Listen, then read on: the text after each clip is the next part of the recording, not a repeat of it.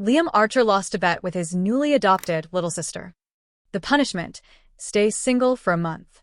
He tossed a stack of divorce papers onto the table. Just sign them. It's only for a month. Don't be such a sore loser. I didn't argue. I simply picked up the pen and signed my name. Not long after, Liam lost another bet. This time, I have to spend the night with her. We're just talking, nothing more. Don't overthink it. As he spoke, a small foil packet slipped out of his pocket. His expression froze for a moment before he cleared his throat and mumbled something about a work emergency, heading out toward a hotel. When the door closed behind him, I turned to the message waiting on my phone. I'm leaving the country in a week. Want to come? Yes. The next morning, I began packing. Halfway through, Liam came home. He hadn't been back all night. There were red marks on his neck, and he yawned as if nothing was out of place. Going somewhere? He asked. I nodded, my heart tight with guilt. He smiled lazily. Good. You've been cooped up too long. You should get out, see the world a little. Not like Zoe. She actually knows how to have fun. Zoe. The little sister he met at a bar 6 months ago. Since then, they'd been inseparable. Their bets started harmless, coffee, lunch, but soon escalated to hugs, kisses, nights out. I used to cry and fight back. But every time, he'd roll his eyes. It's just a game, Kiara. Why do you always take things so seriously? Eventually, I stopped arguing. Now, when he praised her and belittled me, I just kept packing. After a moment, he asked, When are you leaving? In 6 days. Before I could react, he lifted me and threw me onto the bed, pulling me into his arms. Don't move. Just sleep with me for a bit. I struggled, but his grip was firm. The scent of another woman clung to his skin, thick and sweet, filling my lungs until my eyes burned. My mind played cruel images, tangled limbs, breathless laughter, skin against skin. Tears slipped down my cheeks. Liam sighed impatiently, patting my back like he was soothing a child. You know, I'm the only one who puts up with you, Kiara. Without me, you'd be worse off than a stray dog. He murmured those same tired words until his breathing evened out, and he drifted to sleep. I wiped my tears and slipped out of his arms. Staring down at the man I'd loved for 10 years, a quiet, bitter calm settled in my chest. Even if I had to live like a stray, I would never stay by his side again. As my departure neared, dreams from the past began haunting me. The first time 8-year-old Liam saw me, he stared so hard he tripped and face-planted, earning a small scar on his forehead. He wore it proudly, telling everyone it was proof he'd be my knight forever. He meant it too. When the neighbor's kid stole my candy, Liam cornered him after school and knocked out 2 of his teeth. When a girl named Chloe ruined my dress, he drew 99 ugly caricatures of her and plastered them around campus. Back then, wherever Kiara Reed went, Liam Archer was never far behind. We were inseparable. We were in love. Then, in 8th grade, everything changed. My parents died in a plane crash, leaving me alone in the world. My uncle took me in, and I moved to a new city, a new school, a new life. I learned to eat alone, walk alone, live alone. My days were full, but my heart was hollow. When I was diagnosed with depression, my uncle's confused, disappointed look broke something inside me. One day, I found myself standing beneath a 30-story building, staring up at the roof, wondering what it would feel like to disappear. That's when I saw him. At first, I thought I was imagining things, but no. Liam was really there, walking toward me, his eyes warm and bright. Kiara, he said softly, I've been going crazy thinking about you. I burst into tears and threw myself into his arms. Take me away. Please. I can't stand it here anymore. He laughed through his tears. You and your dramatics. But fine. I'll take care of you. That night, he went to my uncle and knelt, swearing an oath.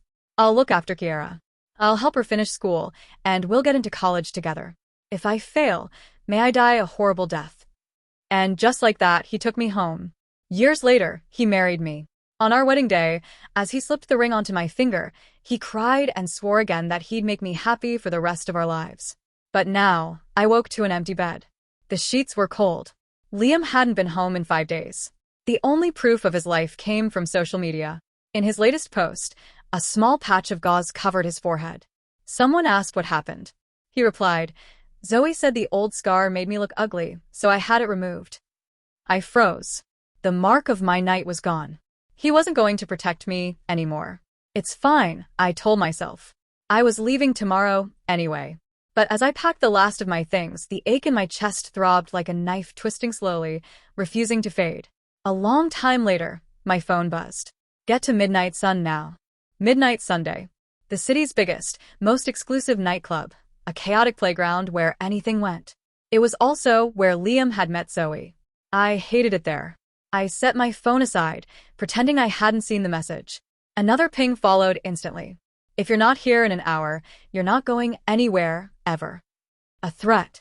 He knew I was leaving tomorrow. I clenched my jaw and left. Pushing open the door to the VIP room, I was hit with a roar of cheers. 42 minutes. Liam bet she'd be here in 30. Liam loses. Zoe wins. That's 18 losses for Liam tonight. Is he throwing the game on purpose? He's so whipped. Liam glanced at me briefly, a flicker of excitement in his eyes, but didn't acknowledge my presence. He turned to Zoe, yanked her across the table, and kissed her fiercely. A bottle of expensive liquor toppled and shattered on the floor unnoticed. When they finally pulled apart, a thin silver thread of saliva lingered between them, a disgusting display. The crowd erupted in catcalls and whistles. Nausea rose in my throat. I needed to leave, but a voice stopped me. Kiara. Over here. Fighting the bile in my stomach, I walked toward him. Liam lifted me onto his lap, pinching my cheek in mock scolding. That was just a game. Don't get jealous. You made me lose, you were too slow. I'm sorry, I murmured, almost automatically. Someone at the table clicked their tongue. Damn, Mrs. Archer is so obedient. Liam can do anything, and she doesn't complain. I need a girl like that. Too obedient is boring, Liam dismissed with a wave. Then I'll find someone like Zoe, fun, exciting. Go for it, Liam said casually. If you're not afraid of a little pain. He tilted his head, revealing a fresh bite mark on his neck. Zoe laughed, sipping her drink. Like you weren't begging me to bite harder last night. Said it didn't feel right unless it hurt. Liam tossed a banana at her playfully. You need to work on your technique. They bickered, oblivious to me, as if I didn't exist. The stares of the others were sharp and judgmental, pressing in like knives. My chest tightened. I clutched the fabric of my dress. Can I go home? I whispered. I'm tired. Finally, Liam seemed to notice. He rubbed his nose and called for a server to escort me. Zoe objected immediately. She just got here. Let's make one more bet, just for fun. My first instinct was to refuse. But Liam answered for me. Sure. You're on. Zoe produced a set of dice, effectively blocking my exit. Simple game, she said, her eyes glinting with mischief. High or low, the winner gets one thing from the loser. Liam squeezed my shoulder, reassuring me. Don't worry. Zoe only likes purses and jewelry. If you lose, she'll pick something from your closet. Nothing you care about. I didn't care much about most of my things anyway. I agreed. The dice rattled in the cup. 10 seconds later, Zoe slammed it onto the table. I call high. That left me with low. I lost. Zoe held out her hand. I like your necklace. I'll take it. My hand shot to the pendant at my chest. I stepped back. Not this one. Her face darkened. What's the matter? Can't handle losing? Where's your sportsmanship? A dozen pairs of eyes turned toward me. This was my mother's, I said frantically. It's all I have left of her. Pick something else. You can take anything else from my collection, even the pieces worth millions. Over the years, most of my inheritance had been lost during moves. This necklace was all that remained. I couldn't give it away. Zoe scoffed. You should have said that before the bet. Too late now. A deal's a deal. If you change the rules now, no one will ever want to play again. She was relentless. I looked to Liam, desperate. He knew how much that necklace meant to me. Surely, he would stop her. But he didn't. Kiara. Take it off, he said casually. The words drained every ounce of strength from me. I froze. Zoe, impatient, lunged forward. Her nails scraped against my neck, drawing blood as she yanked at the chain. Pain barely registered. All I could do was stare at Liam. His expression was icy, detached. You can always win it back later. You. A sharp crack interrupted him. Oops, Zoe said, feigning surprise. My hand slipped. Fragile thing. Shattered into a million pieces. How ugly. She kicked the shards as she walked away, even nudging one with her heel for effect. The room fell silent. Numb, I knelt, gathering the fragments. The last piece rested near Liam's foot. He moved to help, but I snapped. Get away from me. Liam, accustomed to being the center of attention, didn't flinch.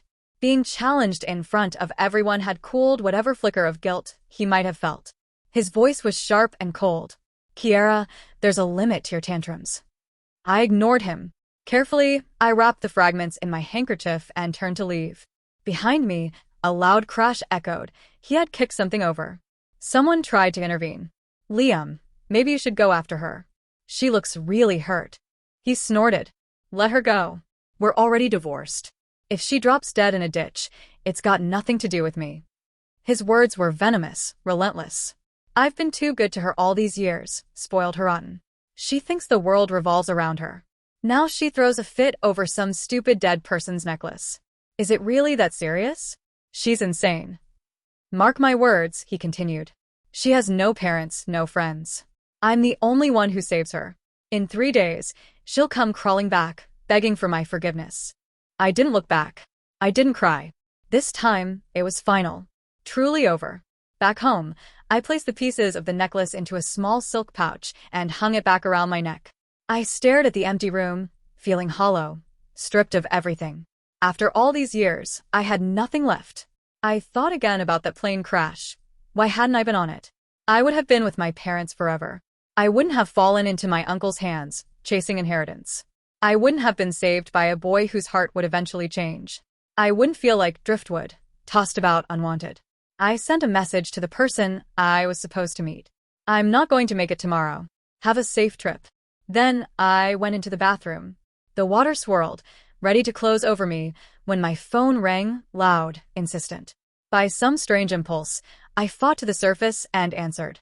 My throat is raw, I croaked, forcing the words out. Ethan? Ethan Vance. A student I had been sponsoring.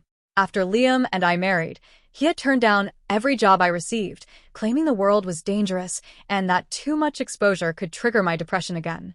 He said I should stay home and be happy, and he would take care of everything else. For the first 2 years, it was blissful.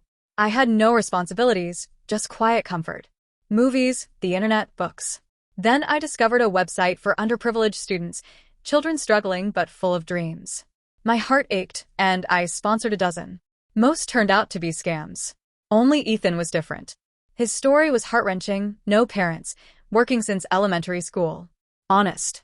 Humble. He never asked for more than he needed for food. Everything else he returned. He shared his life openly, personal information, updates, certificates, awards. He was the only one I could trust. I watched Ethan get into one of the top universities and later start a company with a friend. By graduation day, he wasn't just the valedictorian, he was already a young entrepreneur on the rise. I was proud, deeply proud, but I declined his invitation to the ceremony and quietly disappeared from his life. My father used to say, help people when they're down, but vanish when they're at the top. So I did. That silence lasted until 6 months ago, when fate brought us face to face again at Liam's company headquarters. Ethan was there for a business meeting. I was there to deliver Liam's lunch. The negotiation had just ended badly. Liam, furious about losing the deal, turned his anger on me. He struck the lunch from my hands, sending the soup I'd spent hours preparing splashing across the floor and the hem of my dress. The room fell silent. Embarrassment thickened the air. Then, a man in a sharp suit stepped forward, knelt, and gently wiped at the stains on my dress. Ma'am, he said, looking up at me, your husband has a terrible temper. It was Ethan. The intimidating negotiator from moments ago had vanished. In his place was a man with soft eyes and a calm, steady presence. That was the first time we truly met in person. Because of his company's ongoing dealings with Liam's, we began to see each other more often. Eventually, we started messaging online. The day I left the city records office after finalizing my divorce, Liam had already gone to his hotel. That was when Ethan messaged me. How have you been? Not great, I admitted. I'm divorced.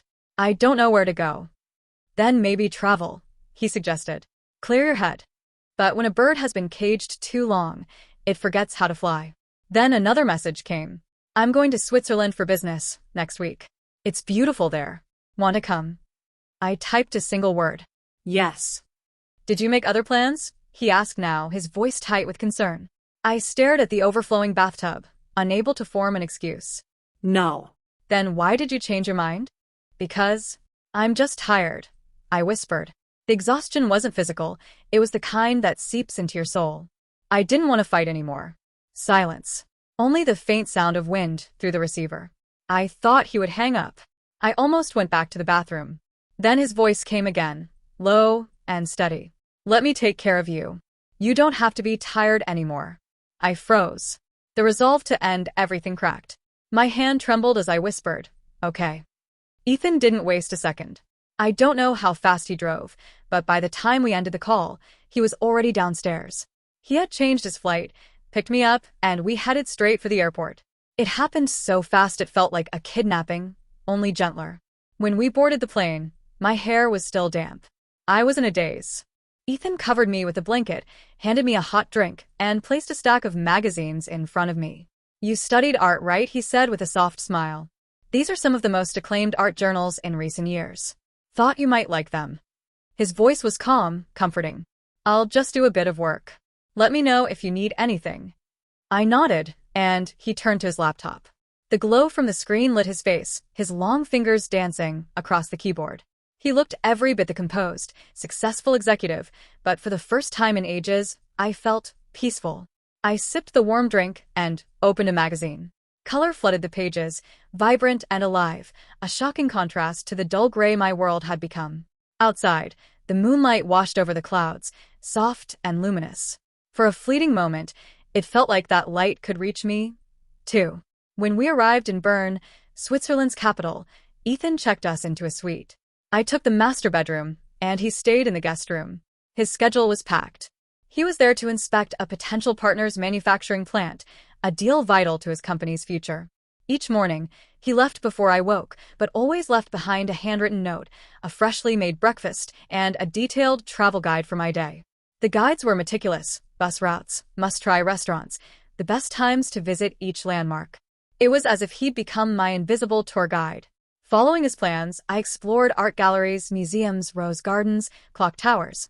I tasted new foods, wandered through old streets, and took hundreds of photos. Everything was fascinating, even the simplest things like the design of a lamppost. For the first time in years, I felt alive. Liam had never taken me anywhere. He used to say my fragile mental state required isolation, that too much of the outside world would overwhelm me. I had believed him. I had let him cage me. But now, I was learning to breathe again. To love again, not a person, but life itself. Every evening, Ethan and I met for dinner. I would tell him about my day, and he would listen, smiling, encouraging. You should really consider photography, he said one night. Your pictures are incredible. You're like a walking art encyclopedia. I learned so much today, Ethan said with genuine admiration. Being praised by someone 5 years younger than me made my cheeks warm. Stop it, I said, embarrassed. Who taught you to flatter people like that? He smiled softly. You did. My heart skipped. The light in his eyes pulled me back, through time, to the first days we'd met. He had been the student. I was the sponsor. First place again? You're incredible. You broke the record. You're going to do great things one day. The memory hit me like a wave.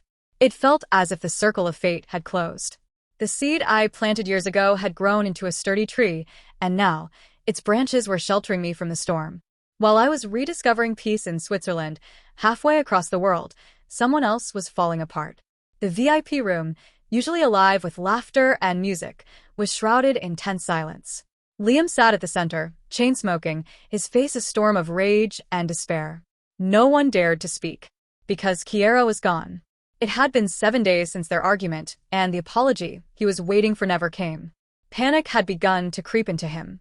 When he finally returned home, she was nowhere to be found. Her clothes, her documents, every trace of her gone. He tried calling, but she had blocked him. Every message bounced back, marked with a cold red exclamation. This wasn't a vacation. This was a clean break. Liam refused to accept it. Kiara couldn't have left him. He had shaped her into something small and dependent, a fragile bird that couldn't survive without its cage. But what if she could? The thought clawed at him. He tried drowning it in alcohol, but the liquor only stoked his fury. Something precious had slipped from his control, and he couldn't stand it. Zoe arrived late that night, dressed in a short black dress that glittered under the dim lights. She slid onto the couch beside him, pressing herself close. "Who made my big brother angry?" she teased softly. "Tell me, and I'll fix it." Liam waved her off. "It's nothing. Stay out of it."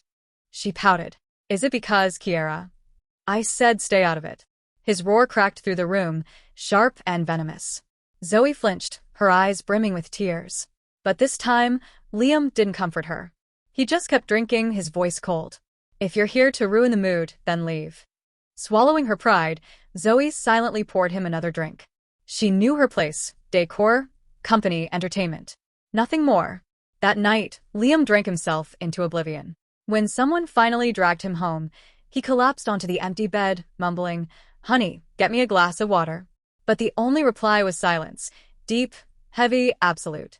On my 8th day in Bern, I woke up as usual, ready to open my daily surprise, the travel guide Ethan left for me each morning. But today's page was blank. Puzzled, I finished breakfast just as the door opened.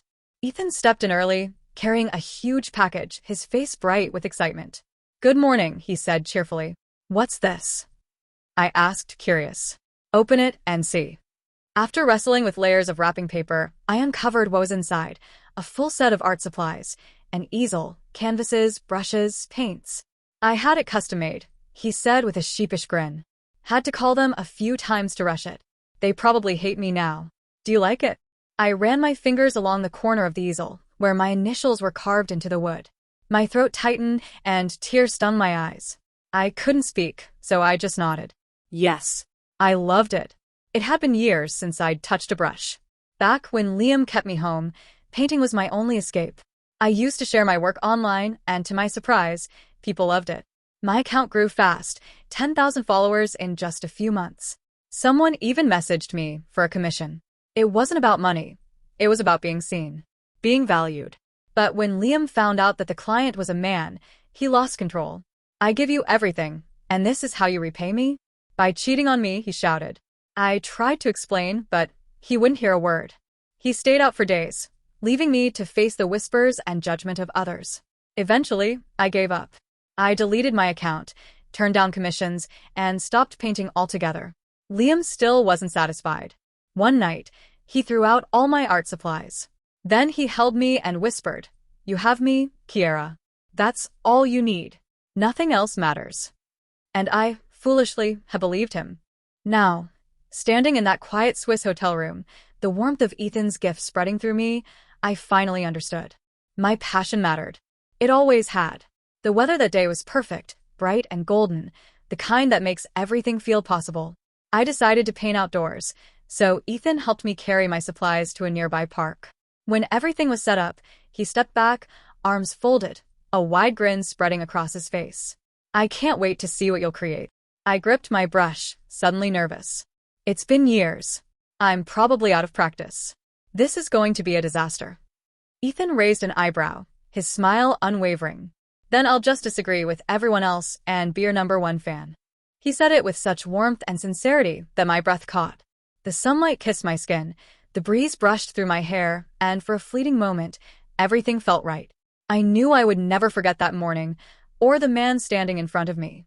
Ethan had to head to work soon after, though he left reluctantly, turning back several times before disappearing down the path. Once alone, I inhaled deeply, taking in the soft hum of life around me. Then I dipped my brush into the paint and let myself disappear into the world on my canvas. Time slipped by unnoticed. When my phone rang, I nearly jumped. It was already noon. Ethan was calling to remind me to eat. Smiling to myself, I packed up and returned to the hotel. The phone rang again. Thinking it was him, I answered without checking the screen. "Big mistake. Kiara?" The voice on the other end made my heart drop. Liam. He must have borrowed someone else's phone. "What do you want?" I asked flatly. My voice was calm, detached. There was no pain left in me, just stillness. There was a pause before he spoke again. "Where are you?" "Send me your location. I'll come pick you up." I frowned. "Why would you do that?" Liam's voice softened unnaturally, dripping with false concern. "Kiara, I know you're mad, but it's been long enough. You should be over it by now." He sighed, as if explaining something to a child. "You can't take care of yourself. You'll just be a burden on society. And if something happens to you, I'll be the one who has to worry. He continued, completely tone-deaf. When you come back, we'll find another necklace. One just like the old one. Things are replaceable. We have a life to live, remember? Liam, I said evenly. I'm not coming back. We're divorced. My calm refusal cracked his patience. His voice hardened. That was just a game. The month's almost up. We'll go back to City Hall and remarry. I blinked, incredulous. A game? You really think everything works on your terms, don't you? He didn't answer. You were the only one playing, Liam. I was always serious. My voice didn't waver. A divorce is a divorce. Don't call me again. I hung up before he could reply. For a long moment, I just stood there, phone still in hand. Then a slow breath escaped me, steady and clean. The weight I'd carried for years lifted. It was over. Truly over. 12 days later, Ethan finally finished his work early. Our solo trip quietly turned into a trip for two. We skied down snowy slopes by day and curled up by the fireplace at night, sharing wine and laughter as the wind howled outside. We hiked the Jungfrau, cheering breathlessly when we reached the summit, the view stretching endlessly beneath us. We wandered through the cobbled streets of Bern's old town, camera in hand, soaking in history one photo at a time. We lived, we painted, we breathed. By the end of the trip, the hotel suite's living room was filled with canvases. I stood in the middle of them, overwhelmed. How am I supposed to take all these home? Ethan chuckled. You could sell them. I hesitated. He'd always praised my art, but I thought it was just kindness. Still, the idea lingered. Why not try? So we framed the paintings and set up a small stall in a busy square. To my surprise, people stopped, lots of them. Children were drawn to the bright, playful animals, and adults to the quiet melancholy of my landscapes. By sunset, a dozen paintings were gone. I counted the money with trembling hands, joy bubbling up in my chest. It wasn't much by most standards, but it was mine. Money I had earned, with my own hands. Ethan grinned. My wife's a rich woman now, and her poor husband is starving. I laughed and waved my hand grandly. Then I'll treat you. I bought 2 hot dogs from a nearby vendor and handed him one. See? I can take care of you, too. We ate sitting on the grass, the world quiet and content around us. Above us, the stars blinked awake one by one. Then, cutting through the night sky, a single shooting star streaked past.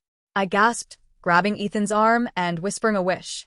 When I opened my eyes, he was staring, not at the sky, but at me. The moonlight reflected in his gaze, soft and full of emotion. I looked away, flustered. What are you staring at me for? Look at the stars. The stars can't grant my wish, he murmured. Only you can. I laughed nervously. That's ridiculous. I don't have that kind of power. He smiled, his voice low and certain. Yes, you do. When I was a senior in high school, Ethan began, his voice steady but soft. All the scholarships went to kids who didn't need them. I was starving, had nowhere to sleep, and no one to turn to. Out of desperation, I filled out one of those anonymous sponsorship forms online. He smiled faintly. I prayed someone would notice me, just enough to help me eat. His eyes met mine. And then you did. You didn't just send money, Kiara, you cared. You praised my achievements, encouraged me when my business struggled. You gave me something I hadn't had in years, family. I couldn't stop the tears from spilling. My chest ached as I whispered, I was so awful to you. I cut you off completely. You must have hated me. He gently wiped the tears from my cheeks. It hurt, yes. I thought I wasn't good enough to stay in your life, so I buried myself in work. I wanted to become someone worthy to stand beside you one day. I shook my head, crying harder. You misunderstood. I only stopped writing because I thought I was being a burden. I didn't want to hold you back. I was so stupid. Ethan pulled me into his arms. You've never done anything wrong. You're just too kind. When I finally calmed down, I sniffled and asked, all right, what's your wish? I'll grant it, no matter what it is. His gaze was serious, burning with quiet resolve. I want my name on the same legal document as yours. I blinked, confused. Legal document? What? Then I saw it. At some point, Ethan had moved from the grass to kneeling on one knee. In his hand was a small box, a brilliant diamond glinting in the moonlight. Kiara, he said softly, I love you. Marry me. The world seemed to still. It was sudden, after all. I had just ended a toxic marriage, but Ethan wasn't Liam. And I wasn't the broken woman I used to be. This journey had changed me. I had learned to stand on my own, to find beauty in living again. So I listened to my heart, and it said yes. I extended my hand, smiling through my tears. Ethan Vance, I want you to be my family. Back in the States, I moved into Ethan's penthouse. He told me that before I arrived, it was just a house. Now it felt like a home. For the first time in years, I believed him. Once settled, I reopened my old art account and began posting paintings from our trip to Switzerland. The response was overwhelming. Likes, comments, and messages poured in. Then, one comment stopped me cold. This style looks so familiar. Are you Rising Kiara, the artist who vanished a few years ago? That was my old username. My hands trembled as I typed back. I am. Within seconds, the reply came. Oh my God, you're back. I've missed your work. Are you taking commissions? I smiled through the tears. I am. Before long, my inbox exploded with requests. Overwhelmed but thrilled, I texted Ethan the news. He responded with a single thumbs-up emoji. Later, when my follower count suddenly spiked, I grew suspicious and went to confront him. He grinned sheepishly. I might have shown your page to my colleagues. Couldn't help bragging about my amazing wife. My cheeks burned. We've only been married a few days. He laughed. So, it's the truth. A few months ago, I couldn't have imagined finding this kind of peace. I had escaped the darkness and stumbled into light. It taught me something: never give up. Life always has one more surprise waiting. But I didn't know that while I was learning to move forward, someone else was still stuck in the past. I was buying art supplies when Liam found me. His voice was sharp with anger barely restrained. Kiara, stop this nonsense. We're getting remarried. Now. I stared at him, stunned by his audacity. Honestly, if he'd shown up any later, I might have had a kid by now. We sat across from each other in a quiet cafe. The owner personally brought over our drinks. It's an honor to have you here, Mrs. Vance. This one's on the house. Your paintings have brought us so many new customers. I smiled politely. Liam, however, looked stricken. You're painting again? I nodded. And in that brief flicker of panic in his eyes, I finally understood everything. All those years, Liam had kept me sheltered, forbidding me from working or making friends, claiming it was to protect me. But it wasn't about care, it was about control. He wanted a puppet, someone who depended entirely on him. Now that I could stand on my own, he was terrified. Making money is hard, he said, forcing a smile. You don't need to struggle. Let me take care of everything. We can remarry, and you can go back to your peaceful life. I laughed softly. You still don't get it. Opening my phone, I showed him a photo of my marriage certificate. Liam, I'm married. The bright red document, sealed and stamped, shattered his composure. Rage twisted his features. Ethan Vance? How do you even know him? Why would someone like him want you? I tilted my head, amused. Why wouldn't he? I'm talented, educated, and kind. I'm a catch. He had no response. For once, Liam was the one without power. His anger faltered, his body seemed to shrink beneath the weight of defeat. After a long silence, he whispered, Kiara, I'm sorry. I was wrong. I'll change. Just come back to me. His voice broke, his eyes red with desperation. But I felt nothing. That's not possible.